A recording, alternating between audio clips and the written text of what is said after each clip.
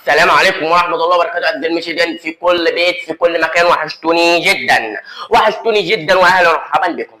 الزمالك ينهي أزمة الرخصة الأفريقية ويحصل على الرخصة الأفريقية رسميا. الزمالك يحصل على الرخصة الأفريقية بعد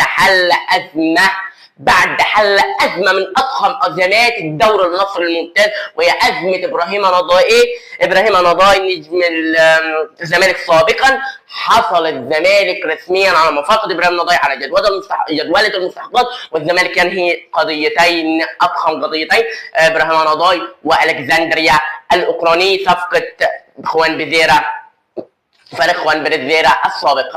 خوان بيزيرا خلاص رسميا بطل في الزمالك، يعني على فريقه اللي عمل عقده كان، وخلاص اتحلت الازمه، وابراهيم نضاي اتحلت الازمه، والزمالك حصل على الرخصه الافريقيه ويشارك دون اي معوقات في دوري ابطال افريقيا، وحصل على الرخصه الافريقيه خلاص رسميا على حساب كلام هشام نصر.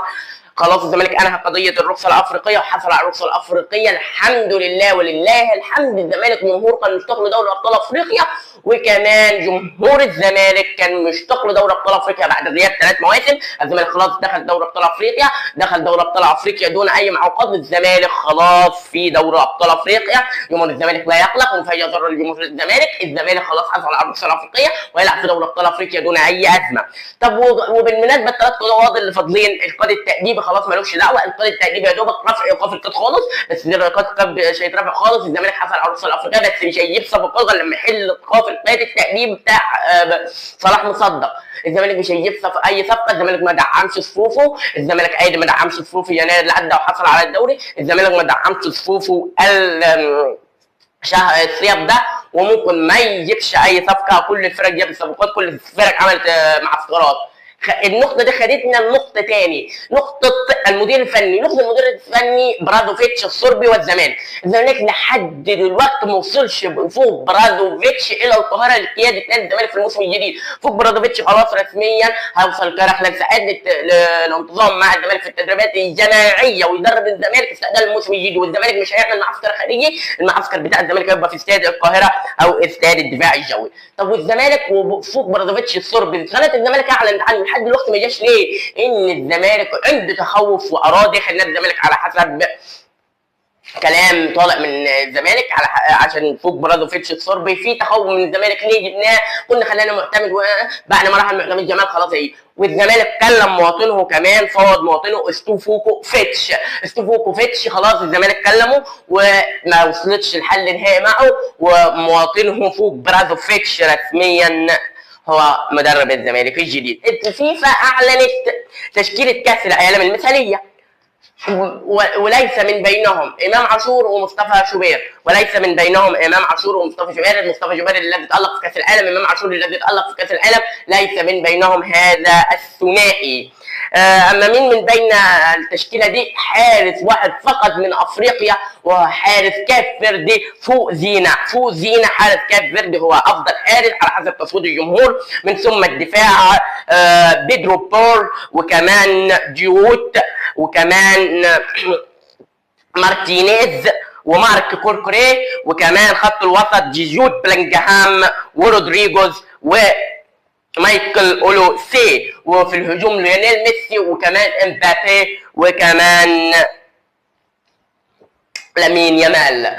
خلاص بالفعل فيفا اعلنت هذه التشكيله من ضمن التشكيله حارس افريقيا فقط، ليس امام عاشور ومصطفى شوبير ليس من ضمن هذه التشكيله، مش في التشكيله المثاليه لكاس العالم. امام عاشور ومصطفى شوبير مش في التشكيله الاساسيه الرسميه، مش من ضمن التشكيله الرسميه في كاس العالم على حسب تصويت الجمهور. امام عاشور ومصطفى شوبير تألقوا جامد في كاس العالم، وظلم ليهم ان ما يبقوش مع التشكيله المثاليه لكاس العالم.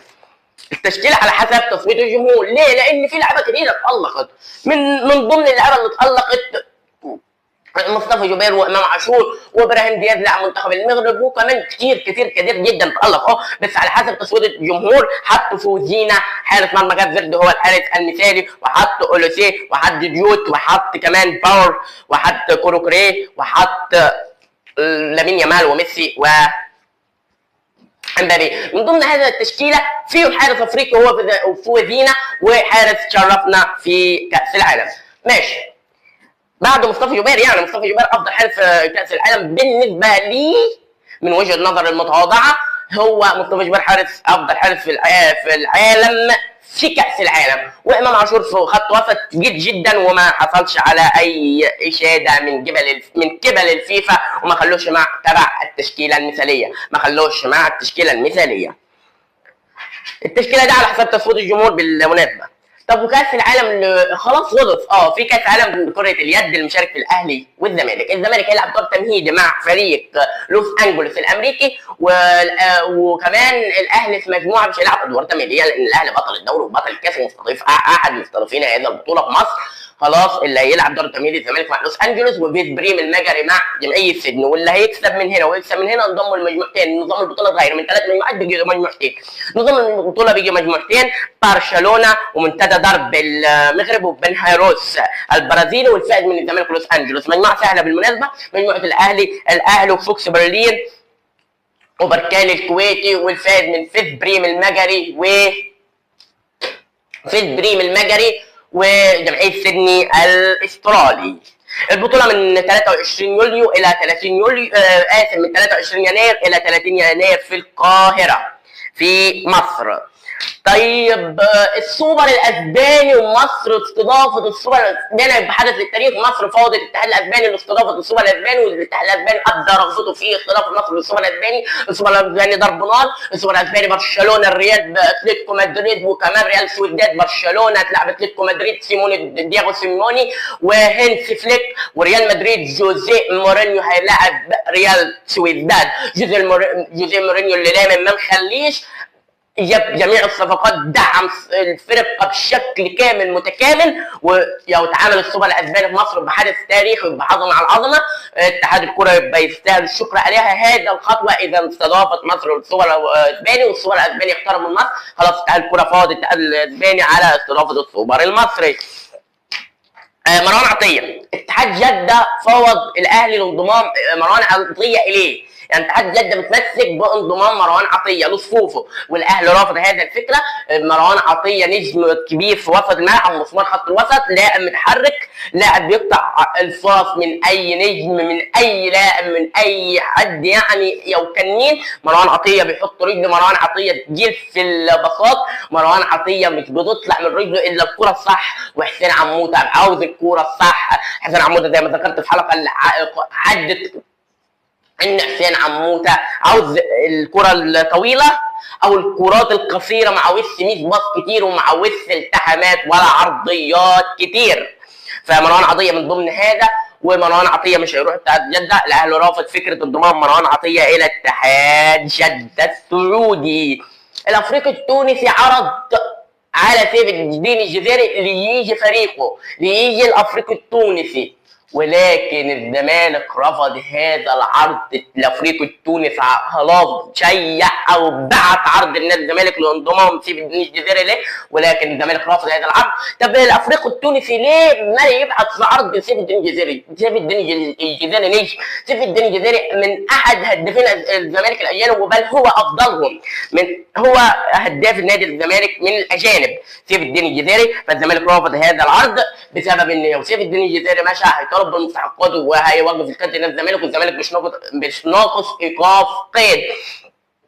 الزمالك مش ناقص ايقاف قيد بعد حل الرخصه الافريقيه، وبعد ما خلص اكبر الازمتين ابراهيم نضاي والكسندريا الاوكراني. سيف الدين الجزيري رسميا مش هيرحل عن نادي الزمالك وباقي في نادي الزمالك، لان الزمالك ما دعمش صفوفه باي صفقه. سيف الدين الجزيري اعتبر صفقه بعد ما انهى الزمالك مستحقاته، وسيف الدين الجزيري حصل على مستحقاته.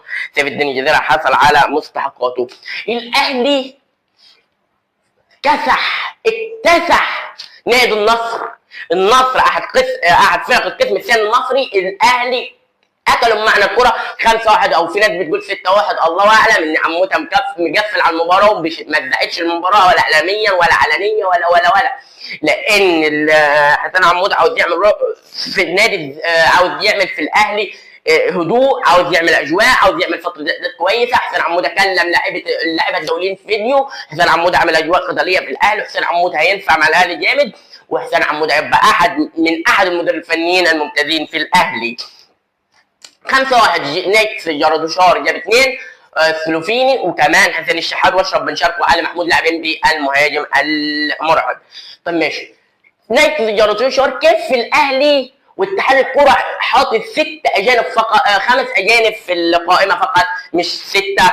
طب كيف ده؟ الاهلي عنده بالعامري وعنده بن جديده وعنده منصف بكرار وعنده اشرف بن شرقي وعنده محمد علي بن رمضان، ادي 5 اجانب. كيف نادي جراتيوشار يبقى 6؟ نادي جراتيوشار سيراميكا بعد عرض النادي الاهلي، عرض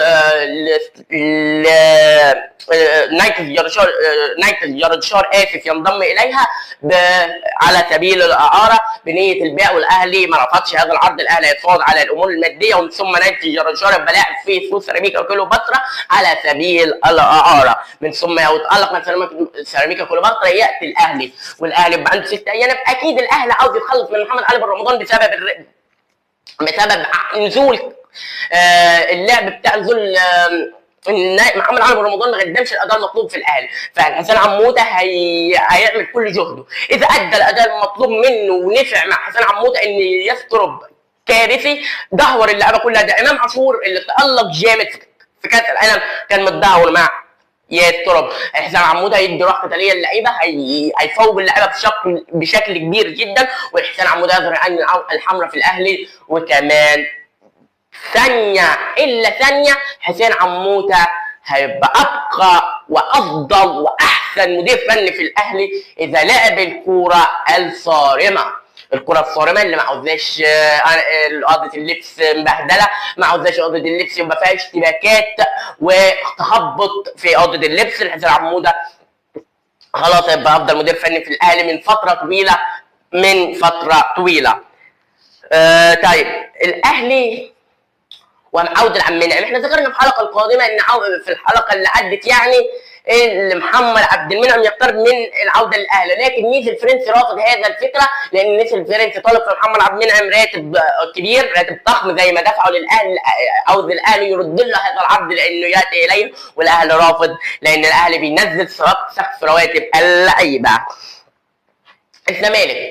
الزمالك حسام عبد المجيد رحل عن الزمالك الى رودوجورتس البلغاري، لكن وكيل طلع عبد المجيد طلع علينا بتصريحات كارثيه وكيل حسام عبد المجيد، وقال انا حسام عبد المجيد ان ممكن كان راح الاهلي مجانا. يا الهي، يبقى كبر حسام عبد المجيد للاهلي، كبر حسام عبد المجيد للاهلي.